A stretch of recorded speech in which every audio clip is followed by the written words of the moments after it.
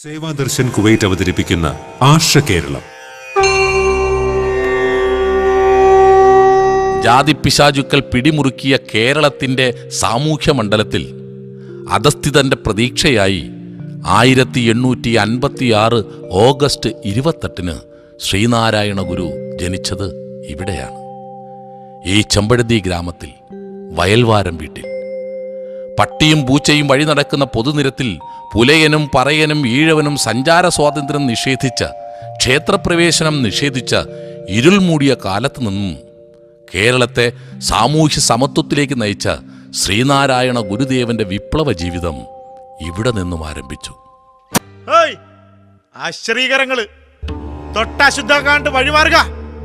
ഓടിക്കോ ഓടിക്കോ, മനക്കിലെ തമ്പ്രാൻ വരുന്നു. എന്താ രാമനവമി കാണുന്നേ?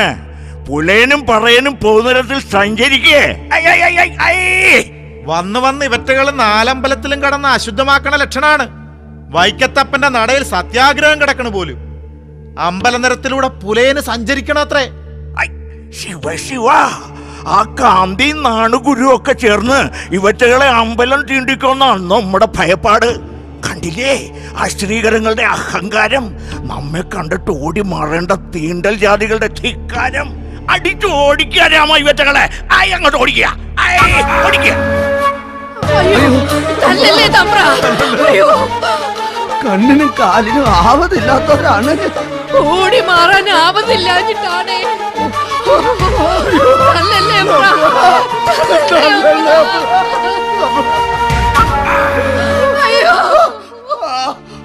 തൊട്ടുകൂടാത്തവർ, തീണ്ടിക്കൂടാത്തവർ, ദൃഷ്ടിയിൽപ്പെട്ടാലും ദോഷമുള്ളോർ, കെട്ടില്ലാത്തോർ, തമ്മിലുണ്ണാത്തൊരിങ്ങനെ ഒട്ടല്ലഹോ ജാതിക്കോമരങ്ങൾ. കരയരുത്. നമ്മുടെ പൂർവികരുണ്ടാക്കിയ വഴിയിൽ നമുക്ക് നടക്കാൻ പാടില്ലാത്ത നാട്. കുമാരു കണ്ടോ? പകലന്തിയോളം പാടത്ത് പണിയെടുത്ത് തമ്പ്രാക്കന്മാർ കരിയും വിളയും ഉണ്ടാക്കുന്ന ഇവരെ മൃഗങ്ങളെ മർദ്ദിക്കും പോലെയല്ലേ അവർ മർദ്ദിച്ചത്? അറുതി വേണ്ടേ ഇതിനൊക്കെ? വേണം ഗുരുദേവ. അങ്ങുന്ന ആരാണ്?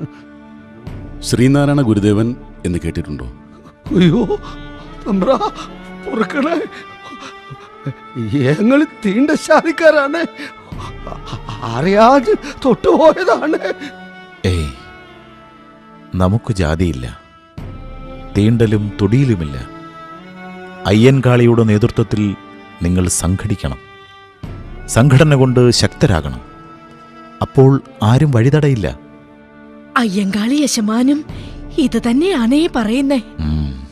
മക്കളെയും കൊച്ചുമക്കളെയും എഴുത്തുപള്ളിയിലയക്കണം. വിജ്ഞാനം അതവരുടെ അടിമത്വം അവസാനിപ്പിക്കും. വിദ്യ കൊണ്ട് സ്വതന്ത്രരാകുവിൻ. ഈ സാധുക്കളെ എഴുത്തുപള്ളിയിലും അമ്പലത്തിലും ഒന്നും കയറ്റുന്നില്ല ഗുരുദേവ. അമ്പലത്തിൽ പോയിട്ട് അമ്പല വഴിയിൽ കൂടി പോലും സഞ്ചരിക്കാൻ സവർണ ദുഷ്പ്രഭുത്വം സമ്മതിക്കുന്നില്ല. കുമാരു, അതിനു നാം തന്നെ പരിഹാരമുണ്ടാക്കും. കൊടിതൂക്കിമലയുടെ താഴ്വാരത്ത്, നെയ്യാറിൻ്റെ തീരത്ത്, അരുവിപ്പുറമെന്ന നമ്മുടെ സാധനാ സങ്കേതത്തിലാകട്ടെ അധസ്ഥിതന്റെ ആദ്യ ക്ഷേത്രം. അധസ്ഥിതന്റെ ആരാധനാ സ്വാതന്ത്ര്യം ശ്രീനാരായണ ഗുരുദേവന്റെ സംഭാവനയാണ്.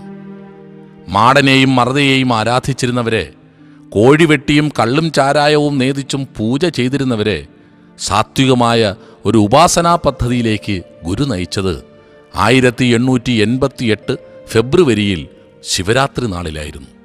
അന്നാണ് അരുവിപ്പുറത്ത് നെയ്യാറിൻ്റെ ആഴക്കയമായ ശങ്കരൻകുഴിയിൽ നിന്നും മുങ്ങിയെടുത്ത ശിലാഖണ്ഡം പ്രതിഷ്ഠിച്ചുകൊണ്ട് നാരായണ ഗുരു വിപ്ലവത്തിൻ്റെ കൊടുങ്കാറ്റഴിച്ചു വിട്ടത്.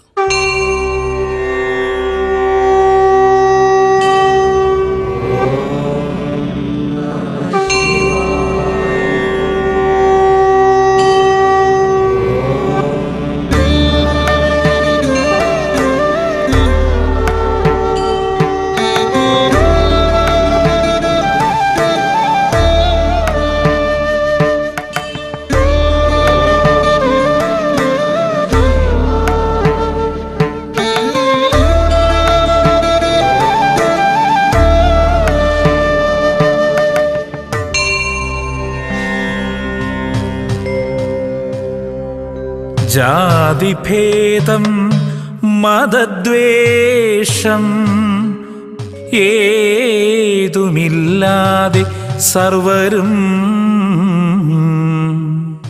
സോദരത്വേന വാഴുന്ന മാതൃകാസ്ഥാനമാണിത്.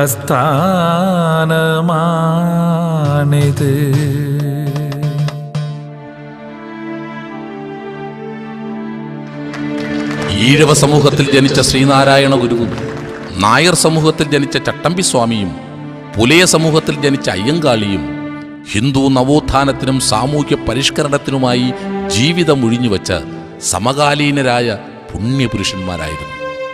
അവർ പരസ്പരം അറിഞ്ഞും പറഞ്ഞും സമൂഹത്തിന് ദിശാബോധം പകർന്നു.